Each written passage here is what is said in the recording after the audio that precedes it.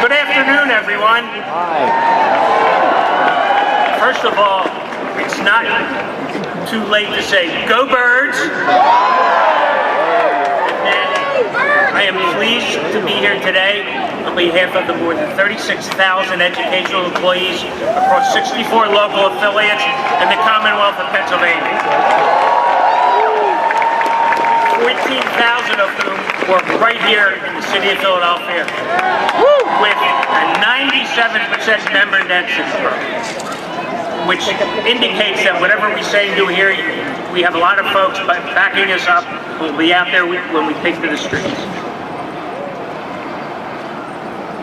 We are proud to be what we believe the foremost advocates for health, education, well-being for the students across the entire Commonwealth. Now, listen, I'm thrilled to be here today with our national president, Randy Weingarten, who is the most dynamic labor leader in the country, spends more time in Philadelphia and Pennsylvania than I do. Every time we have a crisis, and even not, I'll get a phone call, do you need me to come? And besides doing that as her day job and on the side, she's overseen an increase to 1.8 million members, making us the largest growing union in the country.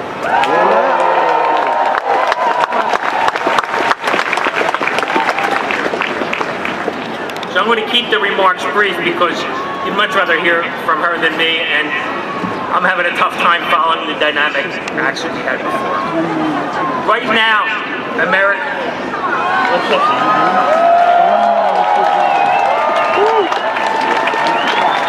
I appreciate that. The check is in the mail. Right now, Americans from all backgrounds and experiences are gathering in public places, just like we are now, because they're fed up with the corruption and chaos of the Musk-Trump administration. Because I truly believe he's the senior partner. As public educators, we were aware that after the election, they would place a target squarely on our backs. And unfortunately, we were right. From the nomination of a wrestling executive billionaire to lead the Department of Education, to the executive order purporting to illegally shut down the Department of Education, which,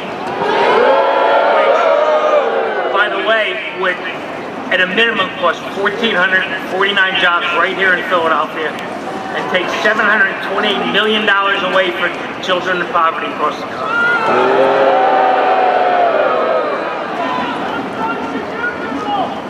Exactly. I forgot that part. As we often say in organized labor, an attack on one is an attack on all. The events of this week, Trump's insane tariffs,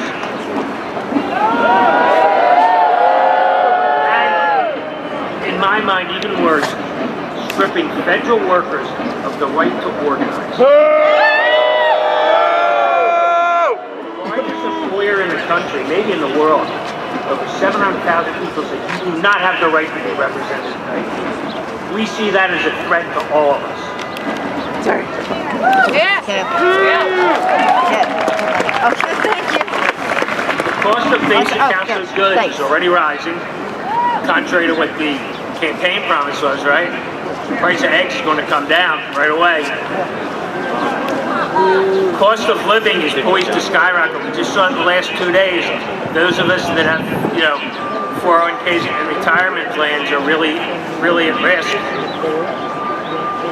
Everything this administration touches in an effort to extract revenge on everyone else touches everyone. How's that? Better? Yesterday we commemorated the 57th anniversary of the assassination of Dr. Martin Luther King Jr. And as a little bit of an aside for history, Dr. King is really responsible for the American Federation of Teachers being the bargaining agent here in Philadelphia.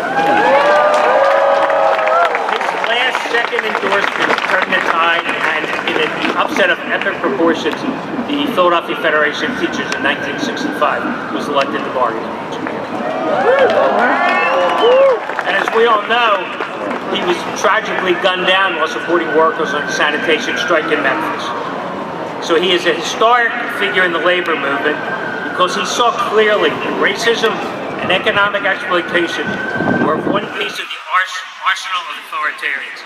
He foresaw our present-day politics, in which a handful of billionaire oligarchs hoard political power, resources, and opportunity in order to maintain a permanent underclass of working people with no power to influence politics.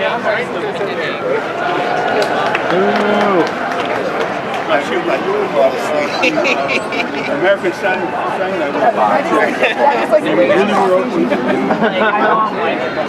I've been yelling, my voice won't hold out much longer. Dr. King called out the three.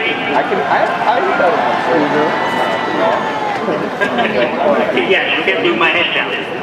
Dr. King called out the three evils of American society: economic exploitation, state militarism, and racism. And called for a politics focused squarely on eliminating the three evils which inevitably liberate us all. The Trump regime knows that Dr. King was right. That's why they spent their first months in office firing experienced and dedicated public servants en masse in order to seize the training machinery of the federal government on these three main targets: education, organized labor, and dissent. Today and every day we say, hands off our students, hands off our public schools, hands off our unions, hands off our right to express our disagreement with our government, hands off our retirement security, and hands off our hard-earned savings. And I'm going to close before I turn it over to Randy by saying, seeing this crowd today gives me really hope and aspirations for the future, and we will win. Thank you.